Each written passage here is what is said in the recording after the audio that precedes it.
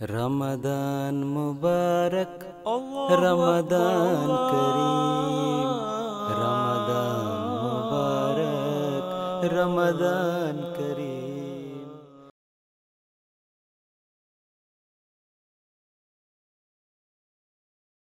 Assalamualaikum warahmatullahi wabarakatuh kepada tuan-tuan dan puan-puan yang setia menonton MTA. Sama saya Salman Ahmad dalam program Taklim Tarbiyat Online. Jadi semoga tuan-tuan dan puan-puan sentiasa berada dalam keadaan sihat walafiat insya-Allah. Jadi semoga tuan-tuan sentiasa bertenaga untuk menjalankan ibadah puasa. Alhamdulillah kita sudah pun menjalani ibadah puasa kita selama beberapa hari. Jadi semoga kita dapat merasa kedekatan kita terhadap Allah SWT. Kita dapat merasa mereka yang terpaksa menahan lapar dan dahaga kerana terputus bekalan makanan dan minuman. InsyaAllah semoga puasa kita akan lebih diberkati dan kita dapat keredaan Allah SWT insyaAllah. Jadi dalam studio pada hari ini bersama kami Tuan Ainul Hakim Muhammad Zain dan Tuan Fuad Ahmad Nasir yang akan mengupas lebih lanjut tentang fadilat-fadilat dan keberkatan-keberkatan dalam bulan Ramadan insyaAllah.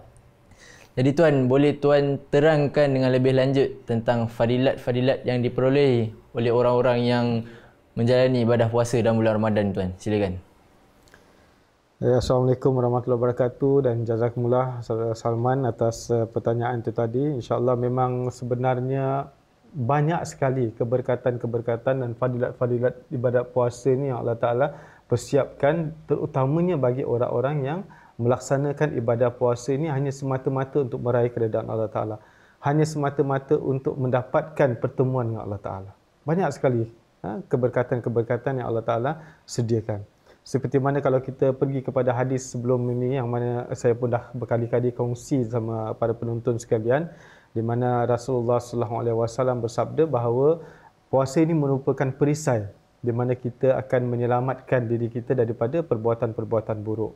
Kemudian dalam hadis yang sama pun Rasulullah SAW bersabda, fa'in sabahu ahadun, fa'in sabahu ahadun au qatalahu fayaqul inni sa'imun.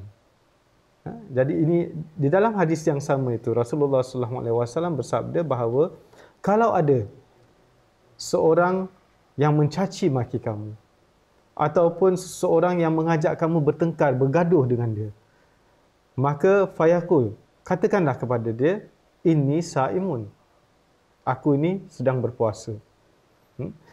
Jadi pelajaran apa yang ingin disampaikan oleh Rasulullah SAW di dalam hadis ini, tuan, ya?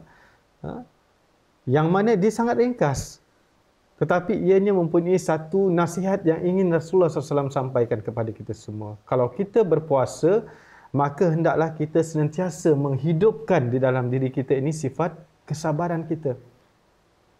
Di mana Rasulullah SAW bersabda, kalau ada orang mencaci maki kamu dan ada orang mengajak kamu bertengkar, bergaduh dengan dia, maka katakan kepadanya, ini sa'iman, aku sedang berpuasa. Ataupun aku ini seorang yang berpuasa. Jadi pelajaran yang ingin disampaikan oleh Rasulullah SAW kepada kita semua bahawa dalam kamu berpuasa, hendaklah kamu sentiasa berusaha menghidupkan sifat kesabaran di dalam diri kamu. Bersabar dalam menghadapi situasi di mana orang mencaci maki kita. Bayangkan kalau saya mencaci maki tuan, dan mengajak tuan bertengkar, pastinya akan timbul sifat marah itu. Kadang-kadang kita tak boleh nak kontrol. Tetapi bagi orang yang berpuasa ini, Rasulullah SAW menasihatkan kepada kita semua, kalau kita ingin meraih pertemuan dengan Allah Ta'ala, kerana di akhir hadis itu Rasulullah SAW bersabda bahawa disebabkan puasa kita itu, kita akan berjumpa dengan Allah Ta'ala. Jadi kalau kita ingin meraih pertemuan kita dengan Allah Ta'ala, salah satu syaratnya adalah kita hendaklah menahan diri kita dari sifat amarah ini. Iaitu dengan kata lain, menghidupkan sifat sabar di dalam diri kita. Itu yang ingin disampaikan oleh Rasulullah SAW. Dan kalau kita dapat menghidupkan ini, maka di dalam ayat lain di dalam Al-Quran, Allah Subhanahu Wa Taala berfirman bahawa innallaha ma'as sabirin. Bayangkan tu, berkat kita bersabar di dalam kita melaksanakan ibadat puasa ini dan kita tetap bersabar, dengan cacian yang diberikan terhadap kita, dengan ajakan pergaduhan yang diajak oleh orang lain terhadap kita. Tapi dalam keadaan itu kita menghidupkan sifat sabar ini, maka Allah Subhanahu Wa Taala di dalam Al-Quran berkenaan dengan orang yang bersabar ini, Allah Subhanahu Wa Taala berfirman bahawa innallaha ma'as sabirin. Sesungguhnya Allah itu berserta dengan orang-orang yang sabar. Allah Taala itu bersama dengan orang yang sabar. Jadi apa lagi yang kita inginkan? Kalau Allah Subhanahu Wa Taala itu bersama dengan kita, itu merupakan satu hadiah yang sangat besar daripada Allah Subhanahu Wa Taala. Dan hadiah ini dapat kita perolehi apabila dalam keadaan puasa itu kita menghidupkan sifat kesabaran ini di dalam diri kita. Maka dengan kesabaran yang kita hidupkan dan dengan kesabaran yang kita perlihatkan di dalam diri kita ini, maka insya-Allah kita akan bertemu dengan Allah Subhanahu Wa Taala, dan Allah Taala berjanji seperti mana ayat yang saya bacakan tadi, bahawa Allah Subhanahu Wa Taala itu bersama dengan orang-orang yang sabar. Jadi satu hadiah, satu darjat yang sangat sukar untuk kita raih, tetapi dengan berkat puasa dan dengan berkat kita menghidupkan kesabaran ini dalam keadaan kita berpuasa itu, Allah Subhanahu Wa Taala memberitahukan dalam Al-Quran itu tadi bahawa sesungguhnya Allah Subhanahu Wa Taala itu bersama ataupun berserta dengan orang-orang yang berpuasa. Jadi satu hadiah yang sangat besar. Oleh kerana itu dalam kita berpuasa ini hendaklah kita menahan nafsu amarah kita, jangan kita cepat marah, jangan kita cepat melenting apabila orang-orang mencaci maki kita, dan apabila orang mengajak kita bertengkar ataupun bergaduh, kita katakan kepada mereka dengan cara yang baik bahawa sesungguhnya aku sedang berpuasa ataupun sesungguhnya aku seorang yang berpuasa. Jadi dengan akhlak ini tadi, dengan sifat kesabaran yang kita hidupkan di dalam diri kita ini, insya-Allah ianya akan menarik kasih sayang Allah Taala, dan seterusnya seperti mana ayat yang saya katakan tadi, Allah Subhanahu Wa Taala berjanji bahawa sesungguhnya Allah Taala itu bersama dengan orang-orang yang sabar. Jadi ini satu lagi fadilat dan keberkatan yang akan diperolehi bagi orang-orang yang melaksanakan ibadah puasa kita, insya-Allah. Jadi mungkin ada sedikit penambahan daripada Tuan Fuad. Silakan. Ya, insya-Allah saya cuba tambah sedikit je berdasarkan apa yang kita dengar tadi tentang fadilat Ramadan. Memang ketika Allah Ta'ala memerintahkan kita berpuasa, sudah pasti itu untuk kebaikan kita. Kerana Allah Ta'ala memerintahkan kita, ketika ayat itu turun memerintahkan kita berpuasa, Allah Ta'ala berfirman, la'allakum tattaqun, supaya kamu menjadi orang yang bertakwa. Jadi ketika kita berpuasa ini adalah memberikan satu perlindungan kepada kita seperti mana telah disebutkan tadi, benteng kepada kita daripada melakukan perkara-perkara yang keji dan mungkar yang tidak disukai oleh Allah Ta'ala. Sebagai contoh tadi, ketika orang ajak bergaduh, kita dianjurkan untuk menolak ajakan orang itu dengan mengatakan bahawa kita berpuasa, supaya kita tidak masuk ke dalam perbuatan yang keji dan mungkar tersebut. Dan selain daripada perbuatan itu tadi, iaitu bergaduh itu tadi, dan juga kita pernah dengar juga sebelum ini hadis yang dikupas tentang perbuatan dusta, dan juga lagi satu kalau boleh saya tambah adalah perbuatan ghibat, di mana orang-orang kadang-kadang kalau kita bercerita satu sama lain suka menceritakan kisah orang lain. Itu salah satu perbuatan ghibat, kadang-kadang kita lakukan tanpa sedar. Tetapi bila kita berpuasa, seperti mana Allah Ta'ala berfirman, la'allakum tattaqun, supaya kamu bertakwa, bermakna takwa itu tadi bermaksud supaya kita terselamat daripada perkara-perkara tersebut, termasuklah perbuatan ghibat. Apabila kita ingin bercakap tentang seseorang, kita akan sedar ketika kita berpuasa. Ketika kita berpuasa, kita sedar bahawa kita tak boleh buat macam tu. Kita harus menghindari perbuatan ghibat tersebut. Kerana seperti mana Rasulullah SAW sebut di dalam satu hadis tentang perbuatan ghibat ini, di mana ghibat itu dosa dia lebih besar daripada perbuatan zina. Dan ketika Rasulullah SAW ucapkan demikian, para sahabat bertanya, "Ya Rasulullah, mengapakah demikian? Iaitu mengapakah perbuatan ghibat itu lebih besar dosanya daripada zina?" Rasulullah SAW bersabda, orang yang buat zina itu, kalau dia bertaubat daripada perbuatan zina itu, Allah Ta'ala akan ampunkan dosa dia. Tetapi orang yang melakukan ghibat itu, dosanya hanya akan diampunkan apabila dia meminta maaf daripada orang yang dia ghibat tersebut. Dosa ghibat besar daripada zina seperti yang disabdakan oleh Rasulullah SAW. Dan juga Allah Ta'ala sebutkan di dalam Al-Quran bahawa orang-orang yang melakukan ghibat ini, adakah kamu suka memakan bangkai daging saudara kamu sendiri? Perbuatan ghibat ini sama seperti kita memakan bangkai daging saudara kita sendiri. Jadi bila kita berpuasa, apabila kita menahan lapar dan dahaga, itu menandakan bahawa kita bukan sekadar menahan lapar dan dahaga, tetapi kita menahan diri kita daripada perbuatan-perbuatan itu tadi. Iaitu kita mengelak daripada terjerumus di dalam perbuatan yang sia-sia, yang tidak ada faedah. Seperti bergaduh itu, tidak ada faedahnya. Perbuatan ghibat itu yang terang-terang di dalam Al-Quran, di dalam hadis telah dilarang perbuatan ghibat itu.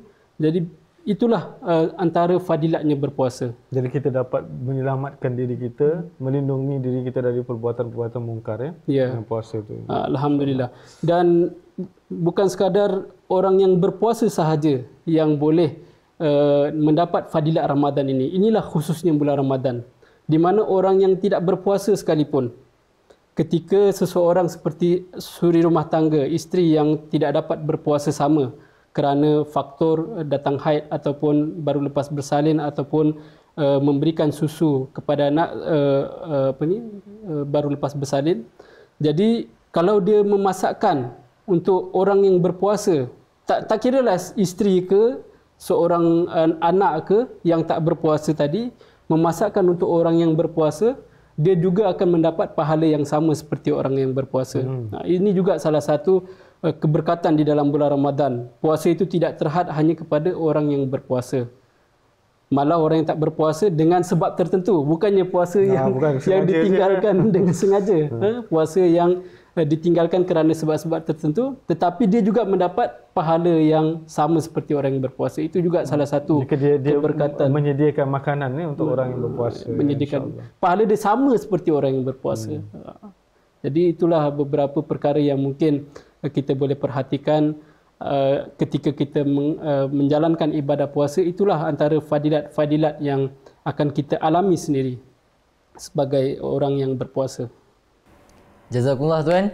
Jadi kita dah dengar tadi bahawa pahala puasa ni bukan diperoleh oleh orang yang berpuasa saja, tapi boleh diperoleh oleh orang yang tidak puasa tapi atas sebab-sebab tertentu. Sebagai contoh, mereka menyediakan masakan untuk orang yang berpuasa.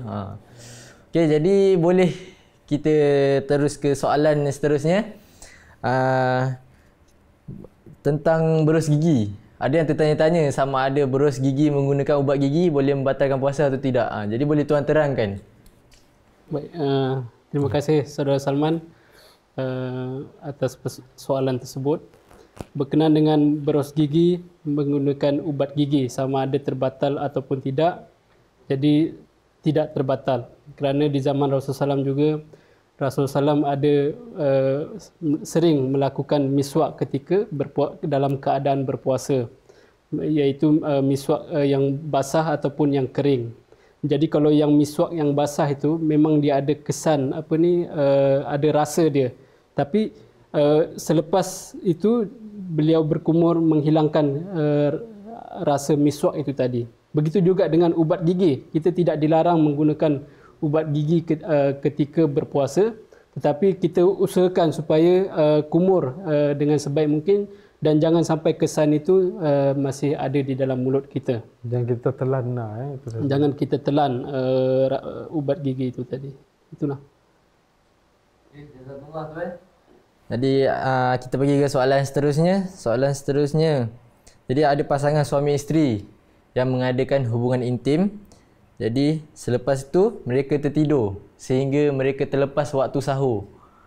Jadi apabila mereka bangun, bolehkah mereka meneruskan puasa mereka? Macam mana tuan? Silakan.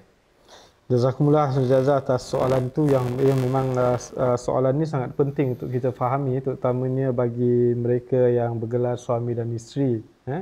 Bagaimana seharusnya kalau keadaan seperti yang ditanyakan tadi berlaku.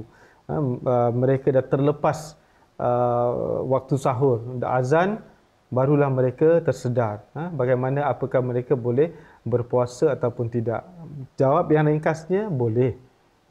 Dengan syarat tadi mereka haruslah mempunyai niat. Di dalam hati tu dah malam tu mereka dah mempunyai niat bahawa esok tu mereka akan berpuasa. Jadi kalaupun terlepas, mereka dengan niat yang ada tadi, mereka boleh meneruskan ibadat puasa ni tanpa makan sahur kerana waktu sahur dah terlepas. Namun begitu mereka perlulah bila sedar itu mereka perlulah segera mandi, membersihkan diri mereka, berwuduk dan seterusnya, mengerjakan solat fajar. Dan mereka boleh teruskan ibadat puasanya. Itu jawapan secara ringkasnya. Kadang-kadang orang bertanya juga ataupun kadang-kadang orang menahan diri mereka kerana bulan puasa ni mereka tidak mahu mendekati isteri mereka, terutama lelaki-lelaki tak mahu mendekati isteri mereka. Ini satu perkara yang salah sebenarnya ataupun pemikiran yang salah kerana itu bertentangan dengan ayat suci Al-Quran di mana Allah Subhanahu Wa Taala berkenaan dengan perkara ini pun Allah Taala dah menerangkan di dalam Al-Quran juga ketika Allah Taala mewajibkan ibadat puasa ini di dalam rentetan ayat yang seterusnya. Allah Subhanahu Wa Taala berfirman bahawa auzubillahi minasyaitonirrajim, uhilla lakum lailatas siyami rafasu ila nisaikum hunna libasul lakum wa antum libasul lahunna. Jadi di sini Allah Subhanahu Wa Taala memberitahukan kepada kita, terutamanya untuk orang-orang yang tidak faham ya, ataupun orang-orang yang tidak mahu mendekati isterinya ketika bulan puasa, mereka merasa mungkin tak boleh lah. Sebenarnya tidak. Allah Subhanahu Wa Taala dalam ayat ni dia berfirman bahawa dihalalkan bagimu pada malam hari puasa bercampur dengan isteri-isterimu. Maksudnya kamu boleh waktu malam hari bulan puasa itu kamu boleh mengadakan hubungan suami isteri dengan isteri kamu. Jadi tidak diharamkan ataupun tidak ada larangan, sebenarnya diperbolehkan. Jadi jangan mungkin ada setengah orang merasa dia tak boleh mengadakan hubungan suami isteri. Tidak diharamkan ataupun tidak dilarang, tetapi sebaliknya Allah Subhanahu Wa Taala memberikan izin kepada kita di malam hari untuk mengadakan hubungan ataupun mendekati isteri kita. Dan yang penting tadi itu seperti mana saya katakan tadi, apabila kita dah terlepas, kita dah terlepas waktu sahur, yang penting tadi ada niat. Niat sebelumnya kita memang nak berpuasa esok, dan kita tahu memang kalau bulan puasa ni memang di malam hari pun kita dah ada niat untuk kita berpuasa. Jadi kalau sekiranya orang itu terlepas waktu sahur seperti mana saya katakan tadi, dia masih boleh tetap mengerjakan ibadat puasanya. Dia masih boleh meneruskan ibadat puasanya, dia boleh dengan niat yang ada tadi dia boleh meneruskan ibadat puasanya tanpa dia memakan sahur.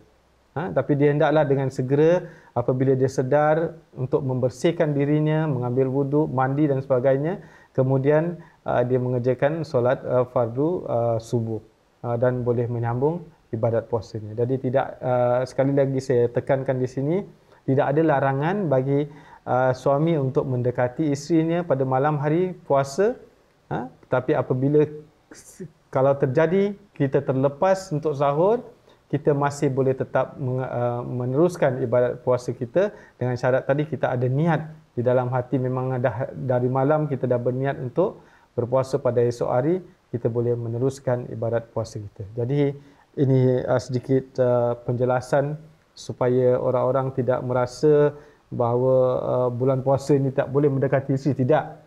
Tidak ada larangan. Malah Allah Subhanahu Wa Taala menghalalkan. Allah Taala memerintah kita untuk mendekati isteri kita di malam hari ketika kita di bulan Ramadan. Jazakumullah tuan. Jadi saya harap penjelasan tuan tadi terjawablah untuk soalan yang diajukan oleh penonton sebelum ni. Jadi ada soalan yang perlukan pencerahan tuan. Soalannya berbunyi, Masih Maud alaihissalam hanya melakukan witir pada awal dan melaksanakan tahajud 8 rakaat menjelang subuh. Adakah tahajud ini sebagai tarawih dilaksanakan oleh Masih Maud alaihissalam? Silakan tuan. Baik, terima kasih Saudara Salman. Jadi soalan itu tadi pun kita harus betulkan sedikit sebenarnya. Kalaupun ada soalan, dia boleh tanya begini, adakah tarawih itu pengganti tahajud? Sebab yang utama itu adalah solat tahajud. Seperti mana yang disebutkan di dalam Al-Quran tentang solat tahajud itu adalah satu nafal bagi kamu, nafilatal lak. Jadi berkenaan dengan solat tarawih ini, kita harus faham bahawa ia dimulakan di dalam daripada zaman Khalifah Hazrat Umar radhiyallahu anhu. Bagi mereka yang susah bangun tahajud di 1/3 malam yang akhir. Dan kalau kita tidak melakukan tarawih sekalipun, itu bukanlah satu kesalahan. Jadi maksudnya di sini adalah solat tarawih itu bukanlah satu kewajipan. Kalau kita ingin laksanakan, maka laksanakan. Dan kalau kita tidak ingin laksanakan, maka tak perlu kita laksanakan. Tak berdosa. Tak berdosa bagi kita untuk sama ada kita melaksanakan solat tarawih atau tidak. Jadi tapi memang dianjurkan oleh Rasulullah SAW juga oleh Rasulullah SAW bahawa di dalam bulan Ramadan ini kita harus perbanyakkan amal-amal ibadat kita, menghidupkan malam kita dengan ibadah. Jadi tidak ada salah kalau orang-orang ingin menghidupkan malamnya dengan solat tarawih berjemaah. Tapi kita harus faham bukanlah satu kewajipan. Dan yang paling utama itu adalah solat tahajud. Dan tentang soalan itu tadi ada disentuh tentang solat witir. Memang betul solat witir itu kita boleh kerjakan di awal waktu, iaitu selepas waktu isyak, ataupun sebelum waktu subuh, iaitu selepas melaksanakan solat tahajud. Itu mungkin boleh menjadi satu soalan di mana kalau kita sudah laksanakan solat witir selepas isyak, adakah perlu untuk dilaksanakan di waktu tahajud? Jawapannya tidak perlu. Seperti mana yang dipercontohkan oleh Hazrat Masih Maud SAW, setelah beliau melakukan witir, beliau tetap bangun untuk solat tahajud. Jadi mungkin ada soalan yang timbul di mana adakah kalau kita dah solat witir, kerana kita tahu di dalam riwayat Rasulullah, witir itu adalah solat yang penghabisan malam. Jadi kalau seseorang itu melaksanakan witir setelah solat isyak, adakah dia bangun boleh solat tahajud? Jawapannya boleh, dan tak perlu laksanakan witir buat kali kedua. Itu jawapan untuk soalan yang diajukan tadi. Jazakallah tuan. Jadi itulah dia perbincangan pada hari ini. Mudah-mudahan banyak manfaat untuk kita semua. Jadi semoga puasa kita pada kali ini akan lebih diberkati oleh Allah SWT. Semoga kita dapat meningkatkan lagi amal ibadat kita, zikir kita, doa kita, perbanyakkan tilawah Al-Quran kita, insya-Allah. Jadi itu saja pada hari ini. Sekian dari saya, Salman Ahmad, mengucapkan ribuan terima kasih. Jazakumullah ahsanal jazah.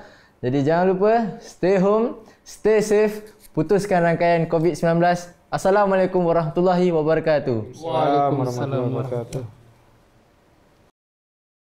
Ramadan Mubarak, Ramadan Kareem, Ramadan Mubarak, Ramadan Kareem, Ramadan Mubarak, Ramadan Kareem, Ramadan Mubarak, Ramadan Kareem.